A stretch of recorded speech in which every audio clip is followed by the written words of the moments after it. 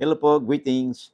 Ang ating pong pag-uusapan sa episode nito may kinalaman po sa masalimot na minsan ay ito po ay pinagagalingan ng away o hindi pagkakaunawaan ng mga kapitbahay, no? Ito lalo na ngayon, lalo na kung kayo nakatira sa isang siyudad, sa isang munisipyo na ang dami pong mga sasakyan na naglilipana ngayon. And top of that, meron din pong mga motor, no? Ang problema nito ngayon ay ang pagpaparada ng mga sasakyan sa kalsada, sa kalye, no? Na kung saan ito ay kadalasan ay pinagmumulan po ng hindi pagkakunawaan ng mga kapitbahay, no, sa isang community. Pero bago po yan, no, ay paalalan po sa inyo na ito po si Atty. Rogelio Wong ng Batas Pinoy. Ang ating pong channel ay isa pong legal aid public service program inyong lingkod in collaboration with the Integrated Bar of the Philippines, Manila Port Chapter. Bago tayo magpatuloy, kung hindi mo po kalabisan po sa inyo, kung kayo po ay hindi pa nakapag-subscribe or nakapag-follow, no, sa ating Facebook account at sa ating YouTube, ay hindi naman po siguro kalabisan kung ako po hihirit po sa inyo ng isang subscribe, share, and like buttons po, no?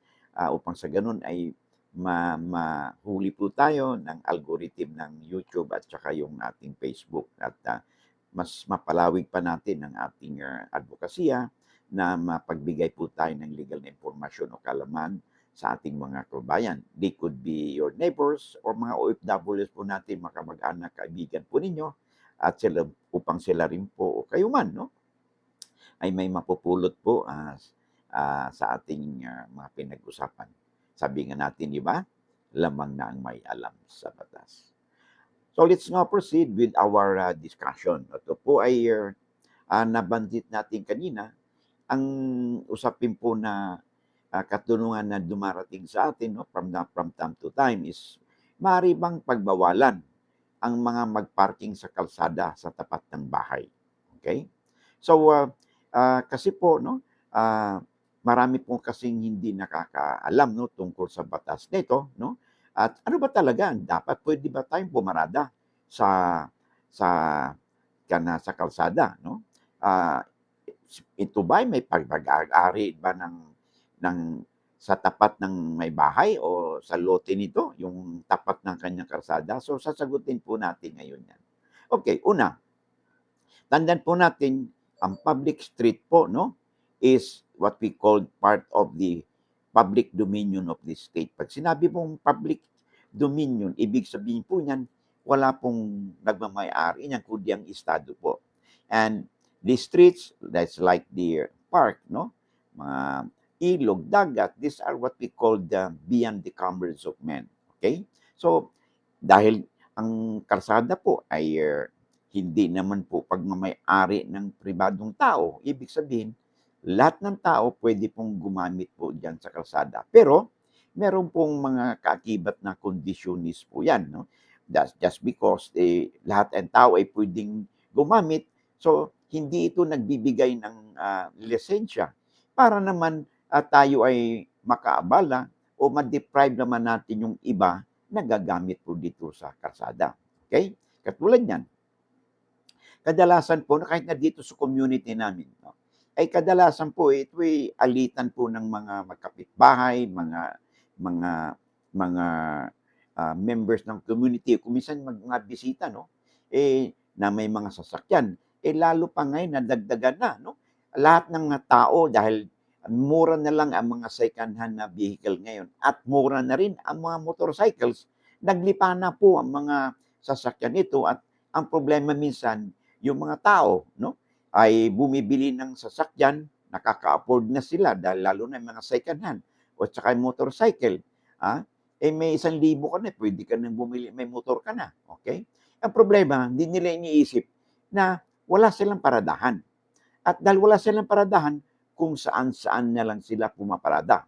At ginagawang garahe ang kalye. Kasi sabi nila, ay ang kalye naman daw ay pag-aari ng gobyerno. Tama po kayo. Okay? Pero po ang ang kalsada is never intended to serve as a garage. Ang kalsada po, hindi po intensyon yan na gawin yung basketball court.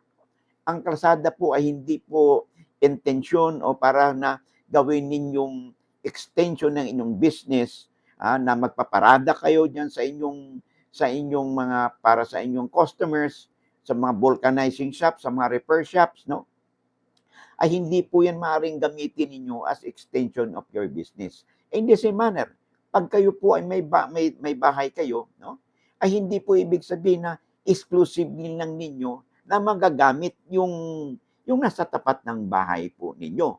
Tandaan po natin, may nagsasabi, pag yung aming titulo ng lupa, ang hangganan po niyan, hanggang ano po, hanggang lampas pa po sa sidewalk, doon po. Totoo po yan.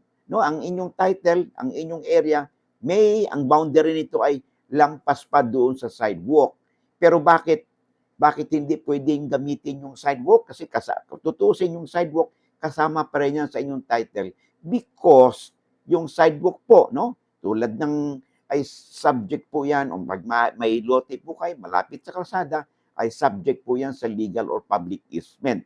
Gaano ka kaluwang yung public easement? Depende po yan kung ano ba ang nature ng inyong kalsada, kung ito ba ay city street or ito ba ay covered ng inyong ordinance. But in the absence of ordinance po, no, ordinansa ng inyong munisipyo o yung city government, ang easement po ng isang public road, no, is nasa 3 meters po. Okay? That is the general rule. Okay? Ngayon, dito naman sa pagpaparada ng sasakyan dito sa tapat ng bahay, hindi na mo pinagbabawal po yan. Pagpaparada, pag sinabing parada, it should not be used as a garage. Paparada ka lang, that means for a while.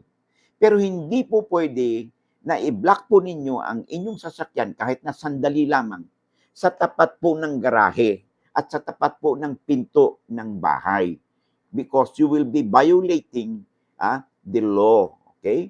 Pag intentional po ang inyong pagbablock, ay mayroon pong kaakibat na legal na pananagutan nito. Pag intentional at gusto mo lang talagang i-harass or gusto mo lang inisin yung inyong kapitbahay, ay baka maaari kayong makasuhan po that could constitute, no? Tandaan natin, no? The intentional blocking of driveway, egress or ingress, yung bang papasok ka o lalabas ka sa garahe, sa gate o sa pinto ng private property, no? Intentional, could be a criminal offense. It could be in the form of light coercion, punishable under Article 287 of the Revised Penal Code as amended by Republic Act 10951, or it could be a criminal offense of unjust vexation, punishable by imprisonment ranging from 1 day to 30 days or a fine of 1,000 to 40,000, no, pesos as held by the Supreme Court in the case of Renato Valeros Jr. versus People of the Philippines, GR number 138033, dated January 30, 2007.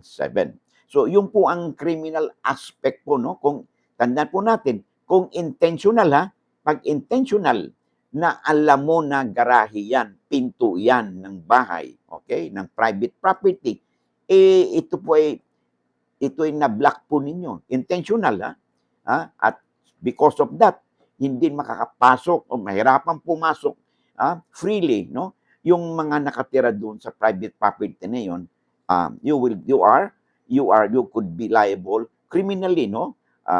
Depende po sa inyong motibo, sa inyong intensyon. Yung kanang criminal intent, no? You could be liable under Article 287 of the Revised Penal Code, no? Or yung light coercion na tinatawag natin, or it could be just an unjust vexation, no?